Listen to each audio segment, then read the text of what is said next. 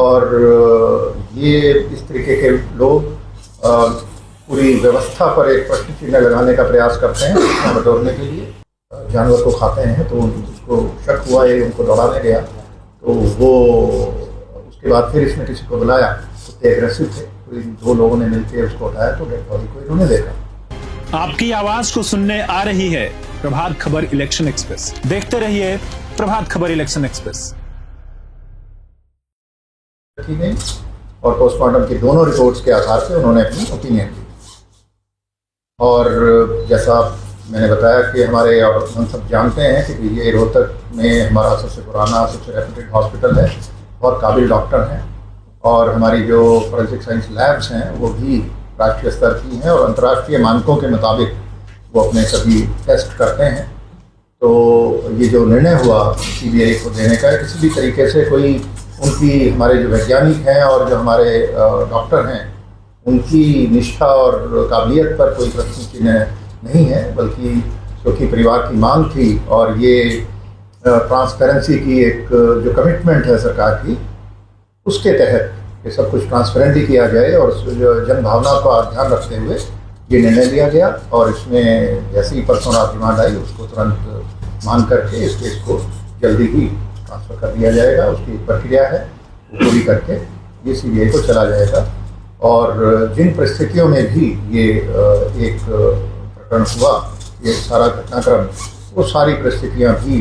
इसमें निकल करके और सीबीआई की जांच में सामने आ जाएंगी। तो इस सारे प्रकरण में बहुत सारे लोग, सामाजिक लोग और दूसरे लोगों ने बड़ा अच्छा इसमें एक रोल अदा किया। उन्होंने समझदारी से काम लेते हुए, जब एक स्टेज आई जब वो मॉब था जो लीडरलेस हो गया, कोई नेता नहीं था, तो उस वक्त काफ़ी लोगों ने अच्छा एक रोल प्ले किया, उन सबका धन्यवाद। लेकिन कुछ ऐसे लोग भी थे जिन्होंने, आपने देखा कि भ्रामक और एक तथ्यात्मक रूप से गलत प्रचार भी करके गैर जिम्मेदाराना एक माहौल बनाने का प्रयास किया, अराजकता का एक माहौल बनाने का प्रयास किया, कुछ सुर्खियाँ बटोरने के लिए कुछ शरारती तत्व, वो भी ऐसे लोग बीच में, ऐसे जब आंदोलन होते हैं आप जानते हैं कि वो आ जाते हैं, तो ऐसे लोगों के खिलाफ भी कुछ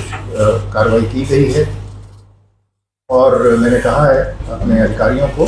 कि और ऐसे लोग जो भी हैं उनको चिन्हित करें, और ये इस तरीके के लोग पूरी व्यवस्था पर एक प्रश्न चिन्ह लगाने का प्रयास करते हैं सूचना बटोरने के लिए, और एक अपने पॉपुलिज्म के की वजह से, तो इनको चिन्हित करना ज़रूरी है और जो भी कानून के मुताबिक एक्शन ज़रूरी है इनके विरुद्ध लिया जाएगा। इस प्रकार के लोग पूरे लोकतंत्र पर एक तरह से प्रश्न चिन्ह लगाने का प्रयास करते हैं। तो ये कुछ चीज़ें थी, और हम जो, जैसा आपको पता है कि कुछ पुलिसकर्मियों पर भी एक्शन हुआ, वो किसी इन्वेस्टिगेशन की किसी कमी की वजह से नहीं हुआ। वो एक परिवार की, शुरू में ये बातें आई कि उनके साथ व्यवहार कुछ ठीक नहीं किया गया, तो उसके चलते विभागीय कार्रवाई जो हुई, उसमें जो भी आगे उनको प्रिंसिपल ऑफ नेचुरल जस्टिस के हिसाब से जो हमारी प्रक्रिया है उसके हिसाब से मौका दिया जाएगा अपनी बात रखने का, और जांच आगे बढ़ेगी और जो जांच में दोषी पाया जाएगा उसके विरुद्ध कार्रवाई की जाएगी। देखिए साहब, जब ये सारा का सारा आपने देखा होगा कि जो इन्वेस्टिगेशन है पूरी की पूरी साइंटिफिक हुई अभी तक। ये सारी जो इन्वेस्टिगेशन की जो फाइंडिंग्स हैं वो दो चीज़ों पर आधारित हैं, पोस्टमार्टम की रिपोर्ट और फॉरेंसिक साइंस में जो टेस्ट हुए लैब्स में उनकी रिपोर्ट्स। तो जो टेस्ट होते हैं उनका एक प्रोटोकॉल है, उस प्रोटोकॉल में हम कंप्रोमाइज़ नहीं करते। जो हमारे वैज्ञानिक हैं इन लैब्स के अंदर, वो इंटरनेशनल स्टैंडर्ड्स जो मानक हैं उनके मुताबिक अपने टेस्ट करते हैं, उनमें समय लगता है। और एक रिपोर्ट ऐसी है, आप देखिए, वो अभी तक उसकी वो आ जाएगी एक रिपोर्ट, उसकी बहुत रेलिवेंस नहीं थी, पेरिफेरल थी, लेकिन उसका एक प्रोटोकॉल है। उन्होंने कहा कि 3 दिन लगेंगे। तो जैसा हम बीमार हो जाते हैं, हम लैब में टेस्ट कराते हैं, तो कई बार ब्लड कल्चर और दूसरे टेस्ट होते हैं, आपको पता है, उनमें 36 घंटे 48 घंटे का समय वो बताते हैं आपको, इतना समय लगता है। तो जो फॉरेंसिक साइंस के टेस्ट हैं उसमें लैब्स के अंदर, उनमें जो समय लगा, और जब जैसे ही हमारी विसरा की रिपोर्ट मंडे को मिली, सोमवार जो गया उसको मिली, मंडे को ही हमने प्रयास किया कि इनको, वो उसी दिन बोर्ड बन गया और बोर्ड बनकर उन्होंने ओपिनियन दे दी, जिसके बारे में आपको अवगत भी कराया गया। तो उसने तो ऐसा है कि ये जो एक प्रोटोकॉल है हमने अपना बनाया 2005-06 के आसपास, कि जितने भी मिसिंग पर्सन हैं उनमें हरियाणा एक ऐसा प्रांत है जहाँ पे एफआईआर की जाती है। अगर आप पूरे देश को देखें तो वहाँ पे सिर्फ रोजनामचे में एक एंट्री कर दी जाती है, डीडी एंट्री जिसको कहते हैं, और इसमें अगर क्राइम इन इंडिया जो एनसीआरबी जो इसको पब्लिश करती है, अगर आप उसमें वो टेबल देखेंगे तालिका, तो आप पाएंगे कि 80% केस मिसिंग पर्सन के हरियाणा में ही होते हैं। इसका मतलब ये नहीं कि पूरे देश में जो मिसिंग हुए हैं वो केवल हरियाणा में हुए हैं, होते सब जगह हैं, वहाँ पे एफआईआर नहीं होती, हम एफआईआर करते हैं। तो एफआईआर जो करते हैं वो जो धारा है उसकी 346 आईपीसी होती थी पहले, अब जो भी 127 है नए कानून का जो है 127(6), तो उसके तहत वो एफआईआर कर दी गई थी पहले ही दिन। जो हमारा प्रोटोकॉल है उसमें कोई डिले नहीं है। अभी जो फाइंडिंग्स आई हैं इसमें, जो बोर्ड ने दिए हैं, वाले ने दिए हैं, पुलिस ने कुछ केस रजिस्टर किए हैं या ये सीबीआई ही करेगी? नहीं, केस तो हमारा पहले, देखिए एफआईआर एक ही रजिस्टर होती है एक प्रकरण में, आप जानते हैं, और उसी में अगर कोई धारा बनती है, अगर ये आता कि ये हत्या का केस है तो उसमें हत्या की धारा जुड़ जाती है। लेकिन इसमें जो ओपिनियन आई वो विपरीत आई, तो उसमें आपने ऐड किया।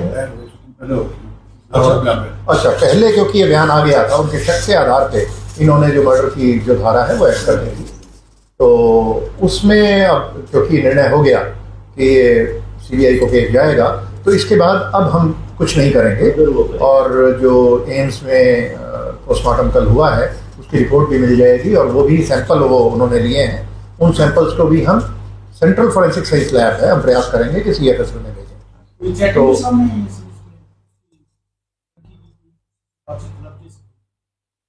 ऐसा कि वो उन डिटेल्स में अभी जाने का कोई बहुत अभी औचित्य नहीं है कि, लेकिन हाँ वहाँ पे ये ज़रूर है कि जैसा कि आप जानते हैं, बात पहले भी आ चुकी कि सुसाइड नोट वहीं पे मिला, और जो इंसेक्टिसाइड खरीदने की बात है इसकी वो भी इसमें आ चुकी है, और जो जिस दुकान से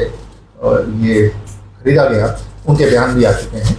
तो ये सारी चीज़ें हैं, पर अब ये सारी चीज़ें अब फाइल पर आ चुकी हैं, इनको एज सच हम पुलिस फाइल को ट्रांसफ़र करेंगे सीबीआई को,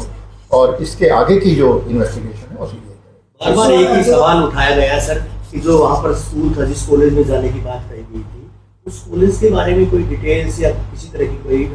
बात नहीं आई कि वहाँ पर कोई सीसीटीवी फुटेज मिली हो या इस तरह की कोई बात आई हो? क्या वास्तव में लड़की कॉलेज में गई थी? कोई इस तरह की पूछताछ में कोई बात सामने? सारा इंसिडेंट सर कैसे कैसे वक्त की फाइंडिंग में क्या है, तो थोड़ा भ्रम दूर हो जाएगा, बता देंगे ऐसे ऐसे गई थी, ये हुआ, तो थोड़ा सा भ्रम दूर हो जाएगा। वो डिटेल्स फिर जो इन्वेस्टिगेटिंग टीम है वो बेहतर बता पाएगी, लेकिन हाँ इसमें जो ये बात आई थी कि जो पहले दिन जब वो 11 तारीख का इंसिडेंट है, और 11 तारीख को करीब 1:30 बजे के करीब जिस बस में बिटिया ये आती थी घर से रोज़,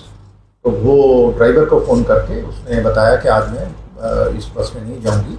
और उसके बाद करीब करीब आधे घंटे के बाद वो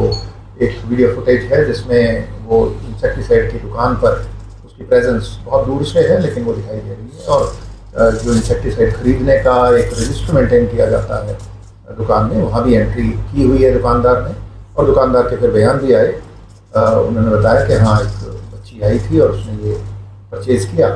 और उसके बाद फिर उसके बाद की कोई उस एरिया में कोई सीसीटीवी कैमरे नहीं है,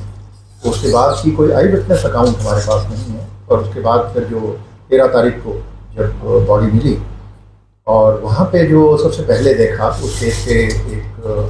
मालिक हैं, उन्होंने एक लड़का रखा हुआ है अपने,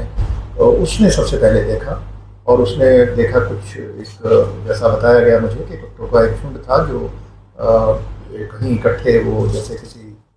जानवर को खाते हैं, तो उसको शक हुआ ये उनको दौड़ाने गया, तो वो उसके बाद फिर इसने किसी को बुलाया, कुत्ते एग्रेसिव थे, तो इन 2 लोगों ने मिलकर उसको उठाया, तो डेड बॉडी को इन्होंने देखा। तो सबसे पहले देखने वाले ये लोग थे, उनके भी बयान हैं, और उसके बाद से बॉडी को शिफ्ट किया गया सीन ऑफ क्राइम की एग्जामिनेशन करा के, और शिफ्ट करके जो पहला पोस्टमार्टम हुआ 13 को ही, उसकी जैसी रिपोर्ट आई उसके बाद परिवार संतुष्ट नहीं था, तो इसको रोहतक पीजीआई रोहतक के अंदर सेकंड पोस्टमार्टम का निर्णय तभी लिया गया, और वहाँ पे भेज करके उस पोस्टमार्टम की पूरी वीडियोग्राफी भी करवाई गई और उसके बाद की घटनाक्रम आप सभी जानते ही हैं, तो जो मैं बता चुका हूँ। और अब क्योंकि ये मांग भी थी परिवार की और सबसे ज़्यादा महत्वपूर्ण हमारे लिए परिवार ही है और एक जन भावना भी थी कि उसका ध्यान रखते हुए सरकार ने जो निर्णय लिया CBI को कि इसकी इन्वेस्टिगेशन ट्रांसफ़र करने का, इसके मुताबिक आगे इन्वेस्टिगेशन बढ़ेगी और उसमें जो भी सहयोग हमारी तरफ से होगा वो हम CBI को देंगे। एक तो ये मामला है जो उसके पास में जो मिला था तो मिला वो पहले शो नहीं किया था। देखिए कि ये तो जैसा कि मैंने बताया कि 2 पोस्टमार्टम हुए, उनमें उन्होंने कुछ टेस्ट बताए और शुरू में जिस तरीके से वो उसको खाया हुआ था नेक को, तो वो हमें भी ये लगता था कि ये मर्डर हो सकता है और उनकी स्टेटमेंट पे जैसा बताया SP साहब ने कि उसको मर्डर की धाराएं भी हमने ऐड कर दी तुरंत पहले दिन के बाद ही जैसे ही ये डेड बॉडी मिली। तो जो सुसाइड नोट की बात है ये भी मिल गया, लेकिन उसकी जो ऑथेंटिसिटी है वो एस्टेब्लिश करने में समय लगता है। तो ये चीज़ें इन्वेस्टिगेशन में जब मिलती हैं उनको डॉक्यूमेंट कर लेते हैं, सीन ऑफ क्राइम टीम जाती है, उसमें भी साइंटिस्ट होते हैं, आप जानते हैं। जैसे हमारी हर जिले में एक सीन ऑफ क्राइम टीम है जिसको एक SSO senior scientific officer head करते हैं और उन्होंने वो सारा वीडियोग्राफी भी करते हैं सारे सीन की। तो केवल एक नोट नहीं था, एक पॉलीथीन में उसमें कई और पर्सनल चीज़ें, बैग वगैरह भी था, तो वो सारी चीज़ें मिली थी डे वन पे उनको। जो आप कह रहे हैं पब्लिक करने की बात, तो वो चीज़ें सारी इन्वेस्टिगेशन को डे वन से हम पब्लिक नहीं करते हैं। उसका कोई ऐसा वो तभी है जब उसकी हमें ऑथेंटिसिटी भी चेक करनी होती है। तो पब्लिश नहीं किया सर, वो मीडिया के थ्रू पब्लिश किया। व्यक्तिगत चिट्ठियाँ बच्चों की हम पब्लिश करें वो ठीक नहीं होता। जो भी इन्वेस्टिगेटिंग एजेंसी अपनी स्टेटमेंट देगी वो एक नफी तुली स्टेटमेंट होनी चाहिए और उसी हिसाब से दी जाए। BJP हरियाणा समझते हैं कि शांतिपूर्ण तरीके से अब ये तमाम माहौल जो है शांत है पूरी तरह से। आप मानते हैं? हाँ, इस वक्त बिल्कुल शांत है और जैसा मैंने बताया कि ये जो इस तरीके के एलिमेंट्स हैं जिन्होंने इसमें एक गलत किस्म का रोल प्ले किया, जिन्होंने अच्छा रोल प्ले किया उनका धन्यवाद, और जिन्होंने अराजकता फैलाने का प्रयास किया इनको हम जरूर चिन्हित करेंगे और ये अपनी गतिविधियों में भविष्य में कभी कामयाब ना हो पाए इसका इंतजाम। 24 घंटे के लिए इंटरनेट की अवधि और बढ़ाई गई, इंटरनेट को सस्पेंड किया गया 24 घंटे के लिए और लोगों को बेहद परेशानियां हो रही हैं। बिल्कुल ठीक बात है, उससे परेशानियां होती हैं, पर पब्लिक ऑर्डर मेंटेन करने के लिए कई बार टफ डिसीजन लेने पड़ते हैं और कोई ऐसी गलत घटना ना हो जाए उसको प्रिवेंट करने के लिए भी ये ज़रूरी होता है कि ये फैसले बड़े सोच समझ के लिए जाते हैं और ये निर्णय केवल 2 जिलों तक ही सीमित था और इसको शायद कल आज शाम तक ये फिर से रिस्टोर हो जाएंगे। यूट्यूबर अलग-अलग इस प्रकार का कहीं भी कोई प्रदेश में मामला हो जाता है। प्रभातखबर.com, विश्वास वही, रफ्तार नहीं।